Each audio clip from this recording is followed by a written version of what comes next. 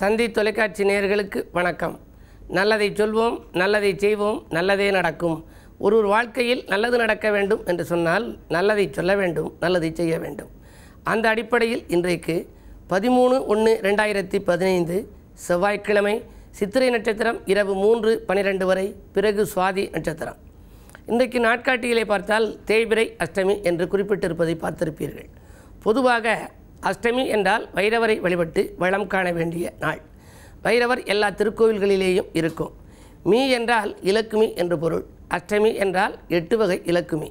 8 வகை இலக்குமியையும் வழிபட்டு இனிய விதத்திலே நமது பொருளாதாரத்தை உயர்த்தி கொள்ள வேண்டிய நாள் இந்த நாள். அடுத்து நான் உங்களுக்கு சொல்ல இருக்கிற நல்ல கருத்து, நாளை விடிந்தால் போகி பண்டிகை, அதற்கு பிறகு பொங்கல் பண்டிகை, அதற்கு மறுநாள் மாட்டுப் பொங்கல், பின்னாலே காணும் பொங்கல், தொடர்ந்து பொங்கல் விழா நாம் கொண்டாட இருக்கின்றோம். போகி பண்டிகை நாளை வந்தது என்று சொன்னால் இன்றைக்கு நாம் என்ன செய்ய வேண்டும்? இன்றைக்கு அத்தனை பேரும் என்ன செய்வார்கள் என்றால், வீட்டை சுத்தம் செய்து வெள்ளையடித்து அதை புனிதப்படுத்துவார்கள். பொதுவாக மார்கழியினுடைய இறுதி நாள் தான் போகி பண்டிகை. பழையன கழிதலும் புதியன புகுதலும் என்று சொல்வார்கள். பழைய பொருட்களையெல்லாம் நாம் அதை எடுத்து ஒழுங்கு செய்து உபயோகப்படுத்தி கொண்டிருப்பவற்றில் ஏதேனும் பழுதாகி இருந்தால் அவற்றையெல்லாம் தூக்கி எறிந்துவிட்டு புதிய பொருட்களை வாங்கி வைப்பது, பிறகு வீட்டை சுத்தமாக்குவது. இதெல்லாம் எதற்காக என்று சொன்னால், நாம் வீட்டை சுத்தமாக்கிக் கொள்வது பெரிதல்ல, நம்முடைய மனதை சுத்தப்படுத்தி வைத்து கொள்ள வேண்டும். மனம் சுத்தமாக இருக்க வேண்டும் என்ற அடிப்படையிலே தான் மனதை சுத்தப்படுத்தி மறுநாள் கதிரவனை நாம் வழிபாடு செய்கின்றோம். நன்றிக்கடன் செலுத்துகின்ற விழா தான் இந்த பொங்கல் விழா. கதிரவன் இந்த உயிர்களையும் காக்கிறது, நமக்கு வருகின்ற பயிர்களையும் காக்கிறது. எனவே எல்லாவற்றிற்கும் மூல ஆதாரமாக இருக்கிற கதிரவனை கொண்டாடுகிற ஒரு திருநாள் பொங்கல் விழா. அந்த பொங்கலுக்கு மூல காரணமாக இருந்து உழைப்பின் பயனை நமக்கு உணர்த்துகின்றது எருதுகள். எனவே தான் காளை மாட்டுக்கு விழாவெடுப்பது போல ஒரு மாட்டுப்பொங்கல் என்று ஒன்று எடுக்கின்றோம். அதற்கு பின்னாலே உறவினர்கள் எல்லாம் இல்லம் வந்து சேர்கின்றார்கள். எனவே தான் காணும் பொங்கல். ஒருவர் கண்டு ரசித்து பேசி மகிழ்ந்து தாய்வழி உறவினையெல்லாம் மறுபடி அந்த உறவை புனிதப்படுத்திக் கொள்கின்ற ஒரு விழா. எல்லாவற்றிற்கும் மூலமாக நாம் சுத்தமாக வீட்டை வைத்து கொள்ள வேண்டும். விருந்தாளிகள் வீட்டுக்கு வந்தால் வீட்டிலே இப்படி அலங்கோலமாக அங்கொரு சாமான் இங்கொரு சாமான் கிடக்கிறது, சுவரெல்லாம் வெள்ளையடிக்காமல் இருக்கிறது, பழுது பார்க்காமல் இருக்கிறார்கள் என்று அவர்கள் சொல்லிவிடக்கூடாது. காணும் பொங்கலுக்கு வருபவர்கள் நம்முடைய வீட்டை கண்டால் வீடு நன்றாக இருக்க வேண்டும். அதே நேரத்தில் நம்முடைய மனமும் சுத்தமாக இருக்க வேண்டும். அப்பொழுதுதான் அவர்களுக்கு வரவேற்பு கொடுக்க இயலும். எனவே தான் பொங்கல் பண்டிகையிலே தீபாவளி என்று சொன்னால் தீபாவளியில் தையற் கலைஞர்களுக்கு முக்கியத்துவம். அதே போல் பொங்கல் என்றால் விவசாயிகளுக்கு முக்கியத்துவம் கொடுக்கின்ற ஒரு திருநாளாக இருக்கின்றது. அதற்கு முன்னதாகத்தான் நாம் இந்த விழாவை கொண்டாடுகின்றோம். என்ன வளம் இல்லை என்ற திருநாட்டில் ஏன் கையை ஏந்த வேண்டும் அயல் நாட்டில், ஒழுங்காய் பாடுபடு வயல்காட்டில், இப்படி நீ பாடுபட்டால் உன் பெருமை உயரும் என்று ஒரு திரைப்பட பாடல் நமக்கு வலியுறுத்துகின்றது.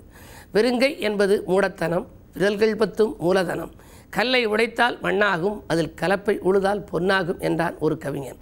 ஆகையினாலே தான் நம்முடைய உழைப்பின் முக்கியத்துவத்தை வெளி உலகிற்கு எடுத்துரைக்கின்ற ஒரு திருவிழா இந்த பொங்கல் விழா. அதற்கு பொங்கல் விழா வருவதற்கு முதல் நாள் போகி நாளை வருகின்றது.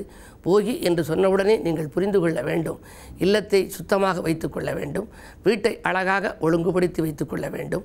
வெள்ளையடித்து பழையன கழிதலும் புதியன புகுதலும் என்ற அந்த பழமொழியை நாம் நினைவுக்கு கொண்டு வர வேண்டும்.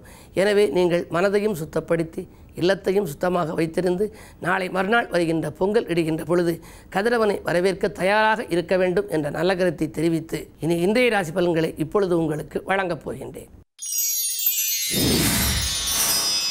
மேசராசி நேயர்களே, உங்களுக்கெல்லாம் ஆதாயம் அதிகரிக்கும் நாள். ஆனந்த வாழ்விற்கு அடித்தளமிடப் போகின்றீர்கள். காரணம், ராசிநாதன் செவ்வாய் லாபஸ்தானத்தில் சஞ்சரிக்கின்றார். பொதுவாகவே ராசிநாதன் லாபஸ்தானத்திலே சஞ்சரிக்கின்ற பொழுது பொருளாதார நிலை நன்றாக இருக்கும். நாம் எதை செய்ய வேண்டும் என்று நினைக்கின்றோமோ அதை செய்து முடிப்போம். எனவே வாங்கல் கொடுக்கல்கள் ஒழுங்காகும். மாலை நேரத்தில் சிறு விரயம் உண்டு. ரிஷபராசி நேயர்களே, உங்களுக்கெல்லாம் சொல்லை செயலாக்கி காட்டும் நாள். துணிவும் தன்னம்பிக்கையும் கூடும். தொட்ட காரியங்களெல்லாம் உங்களுக்கு வெற்றி கிடைக்கும் விதத்தில் தனாதிபதி புதன் உங்கள் ராசிநாதன் சுக்கரனோடு இணைந்திருக்கின்றார். எனவே உங்களுக்கு தனவரவு தாராளமாக வந்து சேரும். பெண்வெளி பிரச்சனைகள் அகலும். பிற போற்றும் அளவுக்கு வாழ்க்கை தரத்தை உயர்த்தி கொள்ள வேண்டும் என்று நீங்கள் விரும்புவீர்கள். இந்த நாள் உங்களுக்கு ஒரு இனிய நாள். மிதுனராசி நேயர்களே, உங்களுக்கெல்லாம் நிதானத்துடன் செயல்பட்டு நிம்மதியை வரவழைத்துக் கொள்ள வேண்டிய நாள். நீண்ட நாளாக நீங்கள் நினைத்திருந்த ஆசை இன்று மாலை நேரத்திலே நிறைவேறும். உங்கள் ராசிநாதன் புதன் வக்ர இயக்கத்தில் இருக்கிறார். எனவே ஆரோக்கிய தொல்லை ஏற்படலாம், மருத்துவ செலவு உண்டு. அருகில் இருப்பவர்களையும் கொஞ்சம் அனுசரித்து சென்றால் கூடுதலான ஆதாயத்தை நீங்கள் பெற முடியும். கடகராசி நேயர்களே, உங்களுக்கெல்லாம் கூட்டு முயற்சியில் மாற்றம் செய்ய நினைக்கின்ற நாள். குழப்பங்களிலிருந்து நீங்கள் விடுபடப் போகின்றீர்கள். குரு வக்ர இயக்கத்தில் இருக்கின்றார். 6க்கு அதிபதி வக்ர இயக்கத்தில் இருக்கும் பொழுது உத்தியோகத்தில் உள்ளவர்கள் உத்தியோகத்தை விட்டுவிடுவோமா, விஆர்எஸ் பெற்றுக்கொள்வோமா, இல்லை மாறிக்கொள்ளலாமா, அயல்நாடு செல்லலாமா என்ற சிந்தனைகளை வளர்த்து கொள்வார்கள். என்ன இருந்தாலும் இன்னும் ஒரு வாரம் கழித்து, அதாவது சனி பயிற்சியாகி 1 மாதம் கழித்த பின்னாலே நீங்கள் முடிவெடுத்துக் கொள்வதுதான் நல்லது. சிம்மராசி நேயர்களே, உங்களுக்கெல்லாம் தீட்டும் திட்டங்கள் திசை மாறி செல்கின்ற நாள். அதே நேரத்தில் திடீர் விரயங்களும் உங்களுக்கு அதிகரிக்கும். உங்கள் ராசிநாதன் சூரியன் நல்ல நிலையில் இருந்தாலும் கூட அர்த்தாஷ்டமச்சனியின் ஆதிக்கத்தில் இருக்கிறீர்கள். எனவே எதை நீங்கள் செய்ய திட்டமிட்டாலும் அது கொஞ்சம் திசை மாறி செல்லலாம். அருகில் இருப்பவர்களை கொஞ்சம் அனுசரித்து கொள்வது நல்லது.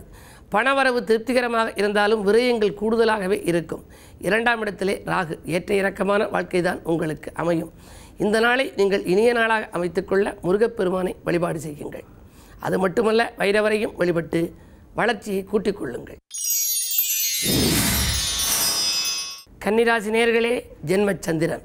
எனவே விலை உயர்ந்த பொருள்களை வாங்கி மகிழ்கின்ற நாள் இந்த நாள். விவாக பேச்சுக்கள் நல்ல முடிவுக்கு வருவதற்கான அறிகுறிகள் தென்படுகின்றன. ராசிநாதன் புதன் வக்ர இயக்கத்தில் இருந்தாலும் கூட தனாதிபதியோடு இணைந்திருக்கிறார். எனவே பொருளாதார நிலை திருப்திகரமாக இருக்கும். குடும்பத்தில் கலகலப்பான சூழ்நிலை உருவாகலாம்.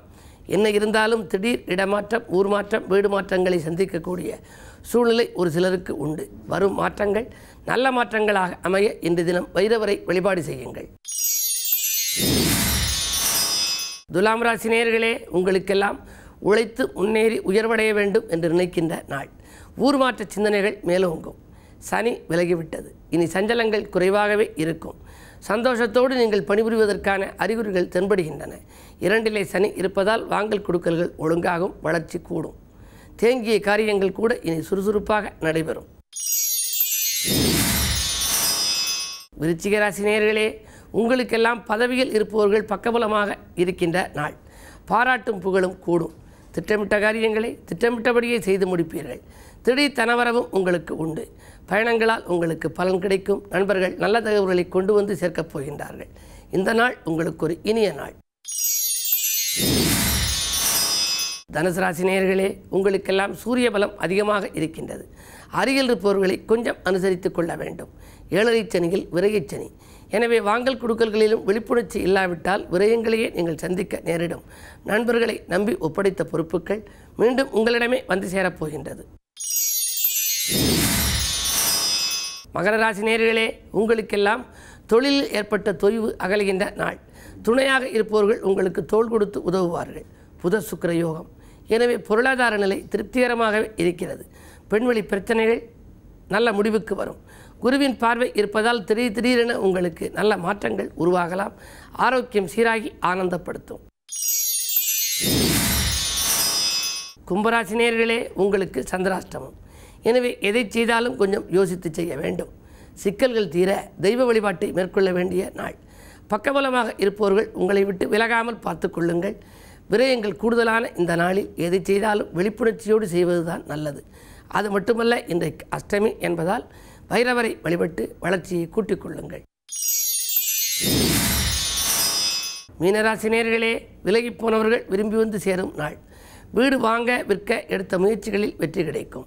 வரவு திருப்திகரமாக இருந்தாலும் கூட தனாதிபதி 12இல் இருப்பதால் விரயங்கள் கூடுதலாக இருக்கும்.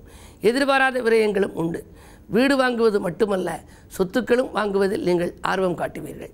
சொந்த பந்தங்கள் உங்கள் முன்னேற்றம் கண்டு ஆச்சரியப்படப் போகின்றார்கள். ஆன்மீக நாட்டம் அதிகரிக்கும். இந்த நாளை இனிய நாளாக அமைத்துக்கொள்ள முருகப்பெருமான் வழிபாட்டை முறையாக மேற்கொள்ளுங்கள். மேலும் விவரங்கள் அறிய தினத்தந்தி படியுங்கள்.